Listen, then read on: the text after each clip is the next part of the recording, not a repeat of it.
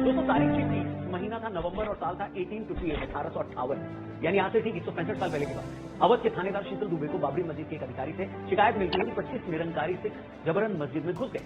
न सिर्फ वो मस्जिद में दाखिल हो गए हैं बल्कि वो वहां हवन पाठ भी कर रहे हैं और तो और उन्होंने मस्जिद की दीवारों पर राम का नाम भी लिख दिया। दोस्तों मस्जिद में घुसकर हवन करने वाले उन निहंग सिख का नाम था बाबा फकीर सिंह खालसा।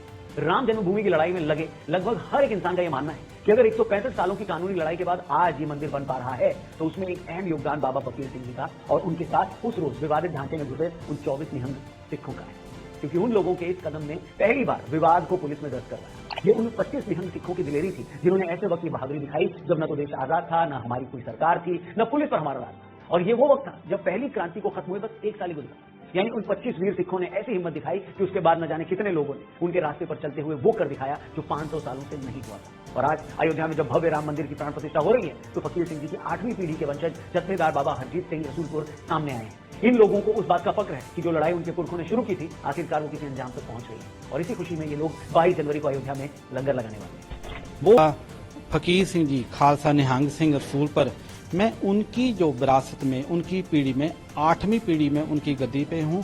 सो उसकी खुशी में हम वहाँ पे अयोध्या में लंगर लगाने जा रहे हैं। तो कमाल की बात है, आज एक तरफ खालिस्तानी आतंकी लोमड़ी की शक्ल वाला गुरपतवंत सिंह पन्नू ऐसे लोग सिखों और हिंदुओं के बीच दरार डालने की कोशिश कर रहे हैं, धर्म के नाम पर पंजाब को भारत से तोड़ने की बात कर रहे हैं, सिखों और हिंदुओं के सदियों पुराने रिश्ते पर मिट्टी डालने की साजिश रच रहे हैं। वहीं हरजीत सिंह जैसे लाखों सिख सिक्खी और प्रभु राम के बीच रिश्ते की उस पवित्रता को समझ रहे हैं। बाबा फकीर सिंह खालसा जी और उनके साथियों ने आज से 165 साल पहले जो किया उसके लिए हम उन्हें और उनके साथ गए बाकी निहंग सिख भाइयों को नमन करते हैं। प्रभु श्री राम के हम सब भक्त हमेशा हमेशा के लिए अपने उन सिख भाइयों के ऋणी रहे। मगर इसके साथ ही हमारे लिए ये जानना भी जरूरी हो जाता है कि ऐसे हर उस शख्स के बारे में हम बात करें जिनकी हिम्मत, हौसले और विद्वता के चलते आज अयोध्या में भव्य श्री राम जी का मंदिर का निर्माण हो पा रहा है। यूं तो ऐसे हजारों लोग, मगर कोशिश करेंगे कि आज उन लोगों की खासतौर पर चर्चा की जाए जिनके बारे में या तो हम कम जानते हैं या उतना नहीं जानते। ऐसे ही एक दिव्य पुरुष है जगत गुरु रामभद्राचार्य।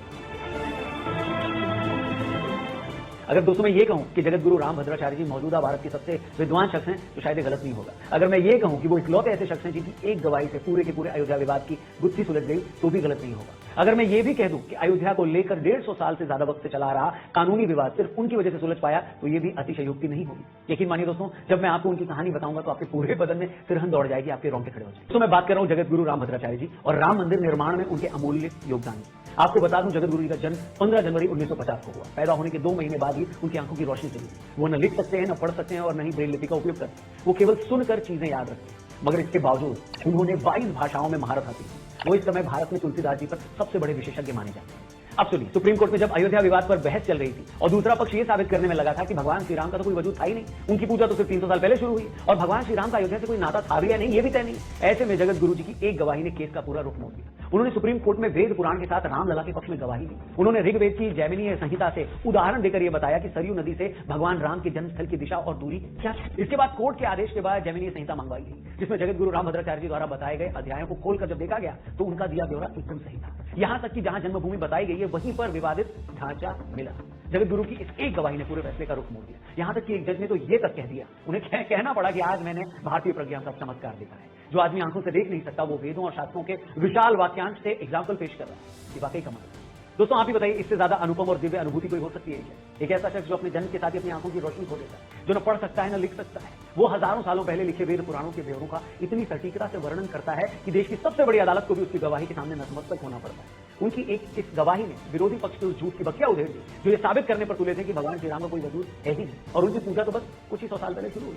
आपको बता दें जगत गुरु जी वर्तमान में चित्रकूट में रहते हैं। उनका वास्तविक नाम गिरधर मिश्रा।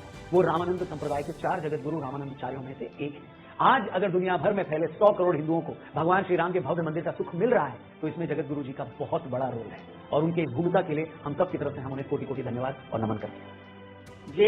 जेल गए 8 दिन सतना जेल में रहे, पुलिस के डंडे खाए और डंडे खाने पर ये मेरी कलाई टेढ़ी हो गई है। मैंने मेरी शारीरिक क्षमता को भी पुलिस ने नहीं बख्शा और मैंने प्रसाद मान लिया। दोस्तों तमाम संतों और सिद्ध पुरुषों के बीच हम उन आम लोगों का योगदान भी नहीं भूल सकते जिन्होंने इस लड़ाई में अपने प्राण न्यौछावर करने से पहले एक पल के लिए भी नहीं सोचा। इन लोगों में जो नाम सबसे प्रमुखता से लिया जाता है वो कोठारी बंधुओं का नाम है। कोठारी बंधुओं के दोस्त राजेश अग्रवाल जी अपनी किताब में लिखते हैं, बताते हैं कि 22 अक्टूबर की रात शरद कोठारी और उनके भाई राम कुमार कोठारी कोलकाता से बनारस आए थे। उस वक्त सरकार ने लोगों को अयोध्या जाने से रोकने के लिए ट्रेनें और बसें बंद कर रखी। इसके बाद दोनों भाई टैक्सी पकड़कर आजमगढ़ के पास फूलपुर तक आए। वहां से आगे सड़क जब उन्हें बंद मिली तो वे लोग 200 किलोमीटर पैदल ही निकल पड़े। 30 अक्टूबर को कार सेवकों की भीड़ ने जब विवादित ढांचे पर धावा बोला तो ढांचे की छत पर जाकर झंडा फहराने वाले ये दोनों भाई ही थे। 30 अक्टूबर को गुंबद पर झंडा फहराने के बाद शरद और रामकुमार 2 नवंबर को विनय कटियार जी के नेतृत्व में दिगंबर अखाड़े की तरफ से हनुमानगढ़ी की तरफ चल दिए।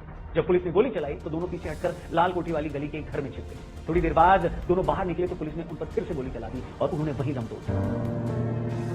जिस वक्त शरद और रामकुमार की मौत हुई 10 दिन बाद ही उनकी बहन की शादी हुई। बाद के सालों में उनके माता पिता भी दुनिया में नहीं है, मगर आज उनकी बहन को अपने भाइयों पर गर्व और वो इस दिन का बेसब्री से इंतजार कर रही है कि वो दिन आए जब वो रामलला को भव्य मंदिर में उनका दर्शन करें। पाजेब वगैरह पहन के रखते हैं ना, मैंने पायल खोल दी अपनी माँ से कि वो छन छन कर रही थी, नहीं अच्छी लग रही थी। मैं पाजेब खुली और पिताजी को ढूंढा। मैंने बोला पिताजी कहाँ हैं, पिताजी को खोजा ऊपर नीचे तो पिताजी मिले। मैंने बोला पिताजी को कि मुझे अयोध्या जाना है भैया और के पास। विवादित ढांचा गिराना सही था या नहीं, उसे गिराने की नौबत क्यों आई, हम इस बहस में नहीं उलझना चाहते। लेकिन ये भी सच है कि अगर बाद के सालों में एएसआई का सर्वे हुआ, उस सर्वे में मस्जिद के नीचे मंदिर होने की बात सामने आई, बाद में उन्हीं सबूतों के आधार पर अदालत ने वहां मंदिर निर्माण को हरी झंडी दी थी। अगर ये सब कुछ संभव हुआ जिसमें कोठारी बंधुओं जैसे हजारों कारसेवकों का भी योगदान है, उनका रक्त है। आज इस मौके पर देश उन दोनों भाइयों का ऋणी है और हमेशा रहेगा। दोस्तों, अगस्त 2020 में जब अयोध्या में राम जन्मभूमि का भूमि पूजन हुआ तो पूरे देश से खुशी और उत्साह की तस्वीरें सामने आ रही थी, मगर एक तस्वीर जिसने पूरे देश का दिल जीत लिया, एक तस्वीर जिसमें मौजूद शख्स की तुलना लोग प्रभु श्री राम के सेवक और भक्त हनुमान जी से करने लगे, वो तस्वीर थी 95 साल के पराशरन जी। जी हाँ, के पराशरन जी वो शख्स थे जिन्होंने अदालत में हिंदू पक्ष की तरफ से केस लड़ा। देखिए, इसमें किसी को डाउट नहीं है कि के पराशरन जी मौजूदा भारत के सबसे सम्मानित जीवित शख्स हैं। के पराशरन जी भारतीय शास्त्रों के महान ज्ञाता हैं। वो 2 बार भारत के अटॉर्नी जनरल रह चुके हैं। सुप्रीम कोर्ट में जब वो रामलला का केस लड़ रहे थे उस वक्त उनकी उम्र 92 साल थी और उन्होंने तब जजों से कहा था कि मैं अपने जीते जी इस केस का निपटारा चाहता हूं। उनकी विद्वता, उनके ज्ञान, उनकी तर्क शक्ति और शास्त्रों को लेकर उनकी जो अद्भुत जानकारी, विपक्षी पक्ष की एक एक दलील को उसने खारिज कर दिया। यह पराशर जी का ही देन है। इतनी ऐसे सूक्ष्म विचारों से और ऐसे प्रमाणों को कोर्ट के सामने प्रस्तुत किए कि कोर्ट को मजबूरन रामलला के पक्ष में और ये आदेश देना पड़ा। कानून के जानकारी मानते हैं कि अगर अदालत में हिंदू पक्ष की तरफ से ये लड़ाई जीती गई तो उसमें बहुत बड़ा रोल के पराशरन जी का भी है। के पराशरन जी शायद देश के इकलौते शख्स होंगे जो इंदिरा गांधी जी से लेकर मौजूदा सरकार तक सबके प्रिय रहे हैं, मगर उन्होंने हमेशा अपनी शर्तों पर काम किया। अगर 2020 को जब अयोध्या में राम मंदिर का भूमि पूजन हो रहा था तो टीवी पर इन तस्वीरों को देखकर पराशरन जी अपने आंसू नहीं रोक पाए। उस वक्त उनकी वो तस्वीरें देश भर में खूब वायरल हुई। राम मंदिर की लड़ाई में उनके योगदान को देखते हुए जब सरकार द्वारा राम मंदिर ट्रस्ट का गठन किया गया तो पराशरन जी को इसमें पहला ट्रस्टी बनाया गया। हम सबके लिए खुशी और गर्व की बात है कि इन सालों में मंदिर की लड़ाई से जुड़े बहुत सारे लोग उम्र और बाकी कारणों की वजह से हमारे बीच नहीं है, मगर के पराशरन जी 95 साल की उम्र में इस लम्हे का गवाह बनने के लिए हमारे बीच मौजूद हैं और ये पूरा देश हमेशा उनका आभारी रहेगा। दोस्तों, एक और शख्स जिन्हें मंदिर आंदोलन का मुख्य आर्किटेक्ट माना जाता है वो है विश्व हिंदू परिषद के अध्यक्ष रहे दिवंगत अशोक सिंघल। अशोक सिंघल जी वो शख्स थे जिन्होंने सबसे पहले 1984 में श्री राम जानकी रथ यात्रा की शुरुआत की। वे अशोक सिंघल जी ही थे जिन्होंने राम आंदोलन से महिलाओं और युवाओं को जोड़ने के लिए विश्व हिंदू परिषद से दुर्गा वाहिनी और बजरंग दल जैसे 2 अलग संगठन बनाए। वो अशोक सिंघल जी ही थे जो 1989 में राम नाम की पहली ईंट सिर पर लेकर अयोध्या के लिए निकले थे। वो अशोक सिंघल जी ही थे जो भारी पुलिस बल को चकमा देकर 1990 में भेष बदलकर अयोध्या पहुंचे थे। 70 के दशक में संघ से जुड़ने के बाद विश्व हिंदू परिषद के गठन से लेकर 2015 में अपनी मृत्यु तक अशोक सिंघल जी ने अपना पूरा जीवन, अपनी पूरी लाइफ सिर्फ और सिर्फ राम मंदिर के सपने को साकार करने में लगा दिया। वो आज हमारे बीच नहीं है, मगर वो जहां कहीं भी होंगे अपने सपने के साकार होने पर बेहद खुश हैं। राम मंदिर का निर्माण उनके जीवन का सबसे महत्वपूर्ण लक्ष्य था और उसके लिए उन्होंने जो संघर्ष किया उसके लिए वो हमेशा याद रखे जाएंगे। मंदिर निर्माण के लिए अपनी पूरी लाइफ दे देना, अपना जीवन खपाने वालों की सूची में शामिल अगर मैं एक एक शख्स के नाम का यहाँ जिक्र करूं तो शायद ये प्रोग्राम कुछ घंटों नहीं बल्कि महीनों तक चलता जाएगा। फिर भी इस आंदोलन में अपनी रथ यात्रा के जरिए लाल कृष्ण आडवाणी जी ने जो भूमिका निभाई उससे आज का हर एक शख्स परिचित है। हम यूपी के पूर्व मुख्यमंत्री कल्याण सिंह साहब को भी कैसे भूल सकते हैं, जिन्होंने पिछली सरकारों की तरह कारसेवकों को रोकने के लिए गोली नहीं चलाई। भले ही इसके चलते उनकी सरकार चली गई, मगर उन्होंने कारसेवकों का खून बहाने का पाप नहीं किया। उसी तरह रामायण जैसे धारावाहिक के जरिए हमारी पीढ़ी को भगवान श्री राम के चरित्र और उनकी महिमा से वाकिफ कराने का जो काम रामानंद सागर जी ने और उस सीरियल के किरदारों ने किया, उसके लिए भी ये देश उनका आभारी है। 40 के दशक में फैजाबाद के जिलाधिकारी रहे के नायर साहब का नाम भी मैं यहाँ लेना चाहूँगा, जिन्होंने उस वक्त के प्रधानमंत्री जवाहरलाल नेहरू जी के भारी दबाव के बावजूद विवादित ढांचे में अवतरित हुई भगवान श्री राम जी की मूर्ति को हटाने से मना कर दिया।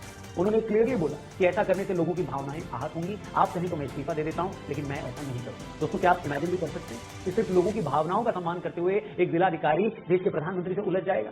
मगर नायर साहब ने उस वक्त ऐसा ही जज्बा दिखाया और वो किसी के आगे झुके नहीं। और आखिर में एक जिक्र इतिहासकार पीवी लाल साहब और के मोहम्मद साहब का भी बनता है। हमें ये मानना ही पड़ेगा कि जब भी अदालतों में किसी मामले पर कोई फैसला लिया जाता है या अदालत फैसला लेती है तो आखिर में वो सबूत ही देखती है। विवादित ढांचे की जगह पहले वहां मंदिर था, इस बात के सबूत तो बीबी लाल साहब और के मोहम्मद साहब की आर्कियोलॉजिकल रिसर्च से ही सामने आए। उन्हीं के सर्वे से यह साबित किया जा सका कि जिस जगह विवादित ढांचा था वहां कभी प्रभु श्री राम का मंदिर था। दोस्तों मैं जानता हूं इतने लोगों को शामिल करने के बावजूद अभी बहुत से नाम छूट गए। बेशक इसमें हमारी मौजूदा केंद्र सरकार और यूपी सरकार के मुखिया का नाम भी शामिल है, क्योंकि आखिरकार उन्हीं के पीएम और सीएम रहते तो इन मामलों में तेजी आई, अदालती फैसले आए और आखिरकार उन्हीं के सत्ता में रहते भव्य राम मंदिर की प्राण प्रतिष्ठा भी हो रही है। बेशक उनको भी बराबर का श्रेय जाएगा और यहाँ ये भी अंडरलाइन कर दूंगा कि ये अवसर इतना बड़ा है, ये खुशी इतनी बड़ी है, ये अनुभूति इतनी दिव्य है कि हर इंसान जिसने इस सपने को साकार करने में मदद की है हमें उसे श्रेय देना ही चाहिए। इस बात की रत्ती पर परवाह मत करिए कि दूसरा क्षेमा क्या कहेगा, लोग क्या कहेंगे। भैया जो लोग खुद मंदिर का न्योता ठुकरा कर बैठे हैं वो किसके लिए क्या कहते हैं इसकी परवाह किसे बताइए। जो लोग कभी चाहते ही नहीं थे कि मंदिर बने उनसे सर्टिफिकेट मांग भी कौन रहा है। लो देखिए हमें लगता है ये मौका ऐतिहासिक है, ये काम ऐतिहासिक है, इसलिए हर उस आदमी को इसका क्रेडिट हम देंगे जिसने ये इतिहास रचा है या इसमें मदद करी। उसमें हमारे संत भी हैं, कारसेवक भी हैं, नेता भी हैं और हर वो आम भारतीय भी है जिन्होंने अपनी हैसियत से बाहर जाकर चंदा दिया है। इसमें वो बुजुर्ग भी हैं जो आज घर घर जाकर लोगों को प्राण प्रतिष्ठा के न्योते के अक्षर बांट रहे हैं। इसमें वो गरीब भी शामिल हैं जिन्होंने अपनी झुग्गियों पर श्री राम लिखे झंडे लगाए हैं। और इसमें वो गरीब आदिवासी महिला भी शामिल है जिसके घर जब कुछ लोग चंदा मांगने आए तो उसने अपने पड़ोसियों से 11 रुपए उधार मांगकर चंदा दिया, मगर उन्हें खाली हाथ जाने नहीं दिया। ऐसा इस देश का जज्बा है और ये है लोगों के अंदर की खुशी। बस इसी खुशी को आप महसूस करते रहिए और इसे दूसरों